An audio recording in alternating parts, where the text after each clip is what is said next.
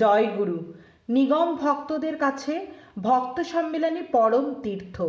গোবিন্দদা শক্তিদাদাকে বলেছিলেন, ভাইরে, একবার যদি ভক্ত সম্মেলনীতে যাও তাহলে বুঝতে পারবে কি জিনিস, কি আনন্দ তাতে উতলে ওঠে।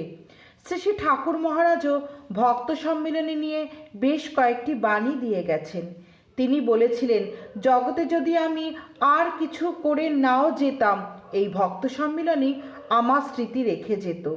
সম্মিলনী ঠাকুর আহ্বান করেন, তাই তিনি বলেছেন, তোদের চাঁদ মুখ দেখবার জন্য আমি বসে থাকি।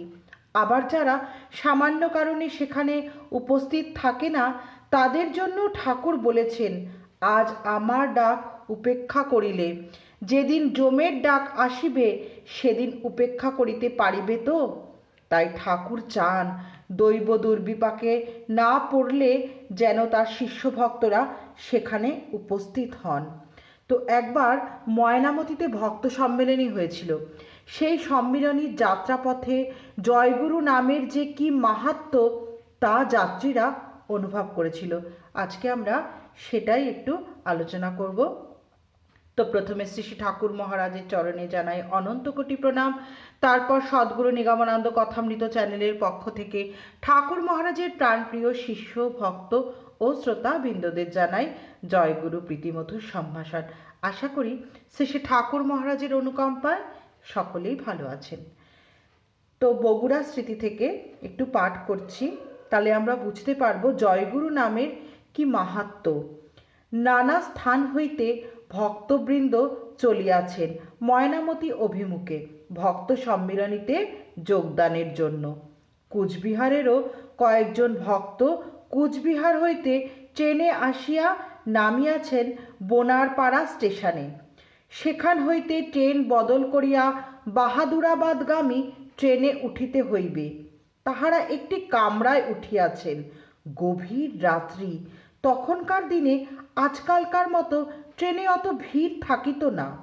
সকলেই শুইয়া বসিয়া আরাম করিয়া যাইতে পারিতেন। তাহারা উঠিয়াই দেখেন বসিবার ঠাঁই নাই। সকলে টান টান হইয়া কম্বল মুড়ি দিয়া শুইয়া আছেন। কেহ বা নিদ্রিত, কেহ বা তন্দ্রাভিভূত, কেহ বা অর্ধ জাগরিত। তাহাদিগকে ডাকিয়া তুলিবার সাহস কারো হইল না। তাহারা নিরাশ হইয়া অবশভাবে ঠাকুরের দেহা জয়গুরু মহানাম উচ্চারণ করিয়া ফেলিলেন। জয়গুরু জয়গুরু জয়গুরু। অমনি ধরপড় করিয়া শয্যাশায়ী কয়েকজন যাত্রী জয়গুরু জয়গুরু করিয়া উঠিয়া বসিয়া তাহাদিগকে সম্বোধন করিয়া বলিলেন, দাদারা, কোত্থেকে আসছেন, যাচ্ছেন কোথায়?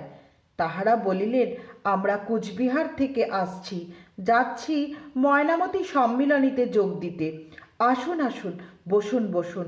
সকলের বসিবার জায়গা হইয়া গেল। এই হলো জয়গুরু নামের মাহাত্ম্য, মহামন্ত্রের শক্তি। ঠাকুর বলিয়াছিলেন, তোমাদের গুরু ভাইদের মধ্যে পরস্পরের সহিত পরস্পরের পরিচয় সূত্র, ভাব বিনিময়ের সূত্র এই জয়গুরু মহানাম। তোমরা কোনো গুরু ভাইয়ের সঙ্গে দেখা হওয়া মাত্র এই জয়গুরু নাম উচ্চারণ করবে, তাকে পরম আত্মীয় জ্ঞানে জড়িয়ে ধরবে বুকের মধ্যে। এই জয়গুরু মহানাম হচ্ছে সারস্বত সংঘের পরিচয় চিহ্ন। জয়গুরু। আজ এই পর্যন্ত। সকলে ভালো থাকবেন। গুরু কৃপাহি কেবলম।